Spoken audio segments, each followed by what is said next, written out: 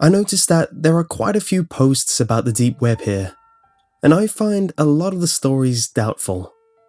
As someone who has spent years on the deep web, primarily to get drugs and use anonymous message boards, I want to clear up some of the things surrounding this. Before I start, I don't recommend that you use the deep web.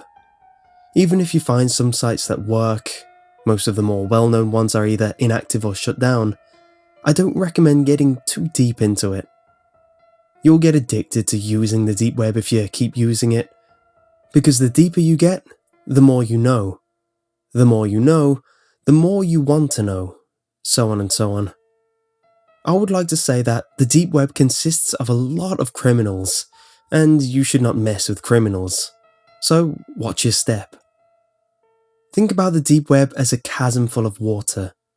Different fish swim in different depths. The deeper they are, the darker things they deal with. There's no real official hierarchy, so take it with a grain of salt. This is based upon my personal experiences with the deep web, and the further down it is, the harder it is to access. Let's start off with step 1. Step 1. Drug dealers, weird porn, anonymous message boards, mostly without child pornography, arms dealers, stolen goods, prostitutes, etc. Not much to say here. Most of these sites can be accessed with a regular Tor browser. Step 2. The con artists and the organizations roam here. When I say organizations, I don't mean Microsoft or Google, but extremists and larger gangs. Usually their message boards are either completely inaccessible or heavily secured, so don't bother accessing these if you're a layman. It's probably best to stay out of their business anyway. The con artists tend to be people who make themselves out to be hitmen and contraband dealers. Either they're cops, or just con artists who want you to waste their money on them. Hitmen are rare to come by on the deep web, and they don't roam around on sites that can be accessed by a regular Tor client.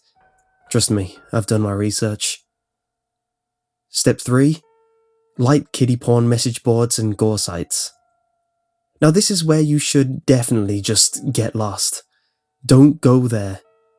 The kiddie porn message boards is people trading pictures, selling and buying for bitcoins or other cryptocurrencies, mostly Bitcoin though.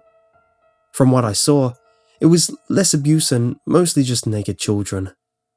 Now the gore sites aren't like LiveLeak or Best Gore, but everything ranging from HD, talking professional photography, torture movies, to cell phone pictures of people getting beaten up.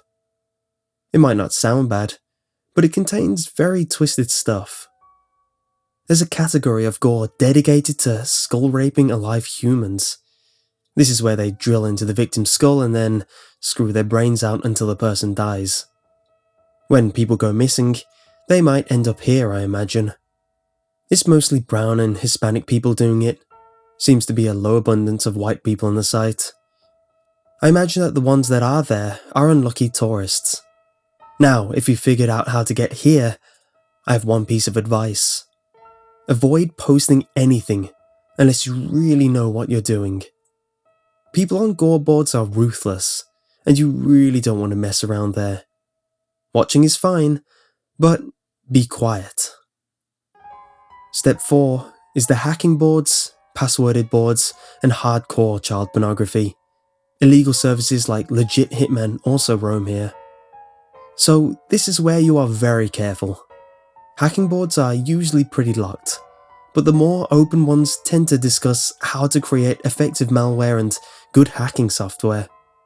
For someone with a somewhat tech-savvy background, I can assure you that these guys are definitely professionals. I have no idea what the closed hacking boards spend their time doing, but imagine it's based around organising huge hacking attacks and so. Nobody has any idea what goes on in the passworded board.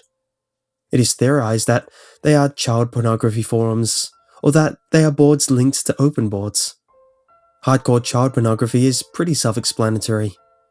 Usually it involves penetration, but not actual abuse.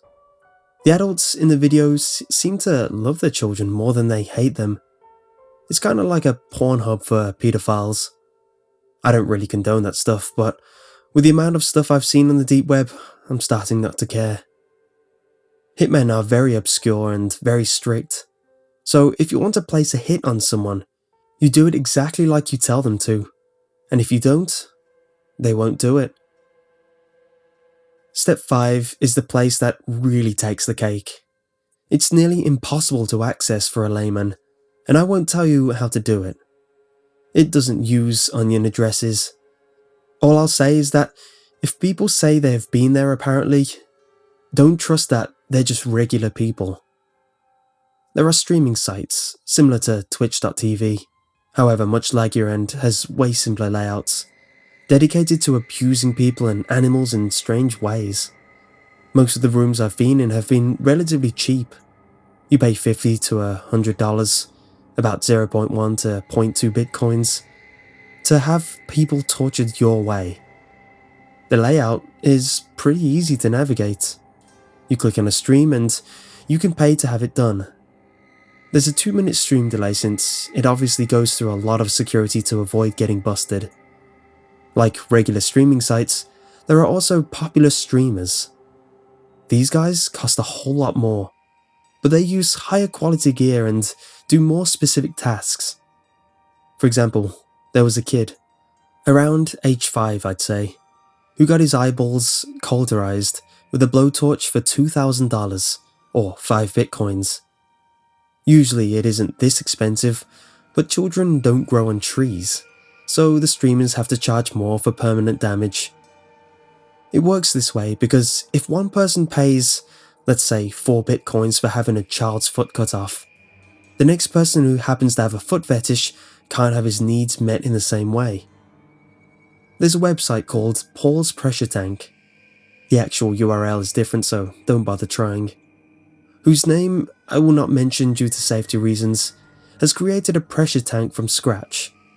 It has a lot of features, the obvious being manipulating pressure, but it can be heated up sort of like a brazen bull. For those who don't know what a brazen bull is, it's a bull made of brass with the hatch on top. The victim is thrown into it, and the bull is heated up. The person is then roasted to death. Inside the tank, there is a camera, and for a rather large amount of money, 2 to 5 bitcoins, you can have a person, child, teenager, adult or oldie, no discrimination, killed in exactly your way. I don't know what it's capable of, but after seeing a person being roasted alive, and another killed due to high pressure, I'm not interested in seeing anymore. Allegedly, it has sprinklers that can fill the tank with liquid of your choice. Acid, hot water, urine, anything. But I'm not sure if this is true. This place also contains heavy R equivalents of child pornography sites. If you want to know more, check out Heavy R, and imagine that they're all children. This is only a microscopic part of the deep web, and there is much more to see. And there is much more I could tell you. I don't want to say more at the moment since it's already very risky of me to post this on a public site. There isn't exactly a sea of people using these sites, and it would be very easy to find me if it wasn't due to the fact that I'm hiding behind a proxy.